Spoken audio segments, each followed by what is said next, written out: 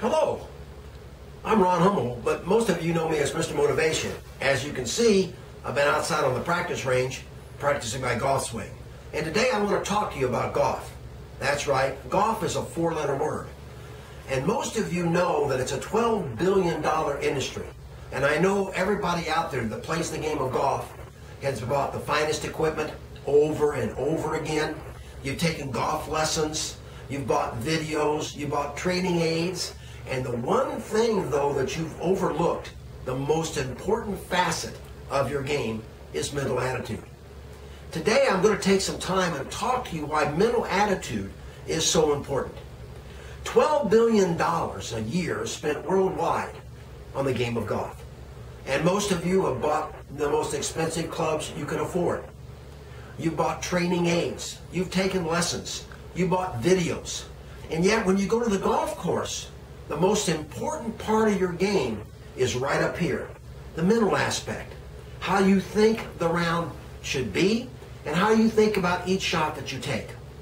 Today we're going to talk about how you lose strokes, as many as 12 strokes a round in your game because your mental attitude isn't correct.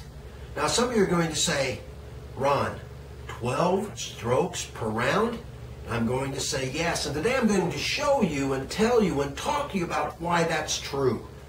Because when you go to the golf course, not every shot you hit is going to be a good shot.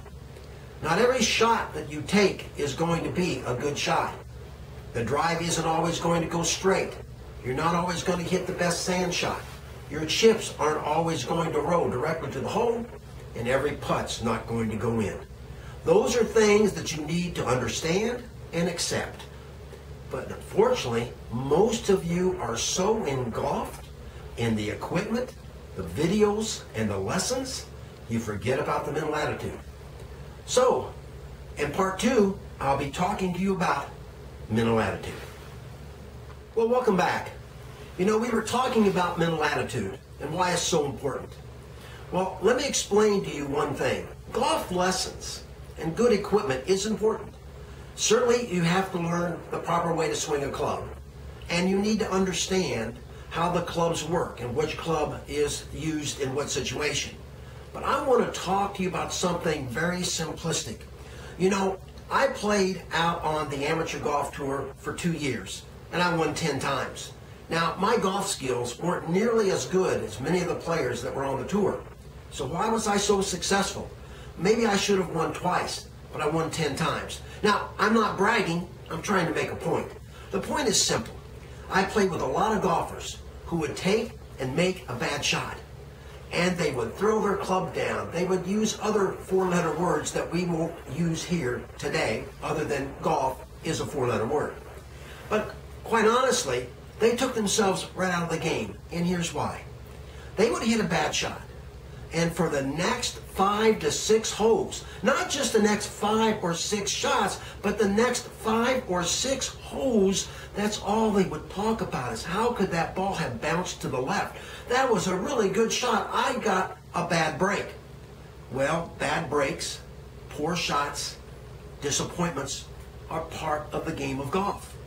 But just like the Titanic sank, it's time to get over it.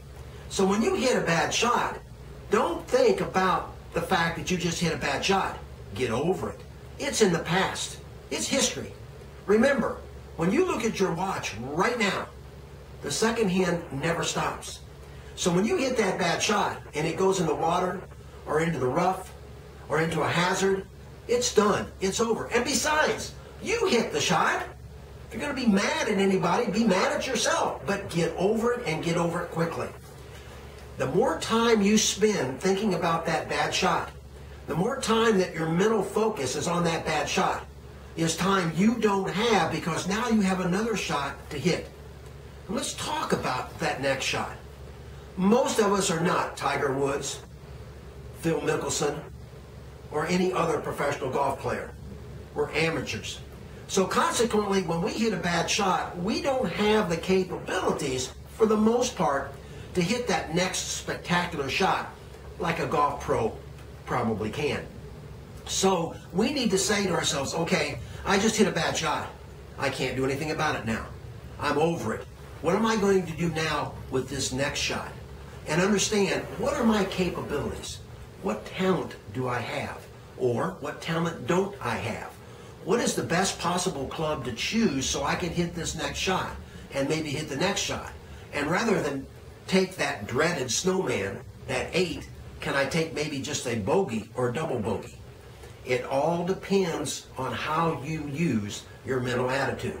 It all depends on how you focus on your next shot and think about the shots you're going to take after this one. Remember, unless you have some extremely great skills, and don't lie to yourself, don't let your ego take advantage of you here.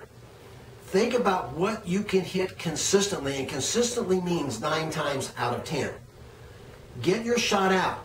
Now, you may not recover fully from that bad shot, but now you'll put yourself in a position that the next shot is going to be in your area of expertise, something you can hit and hit well.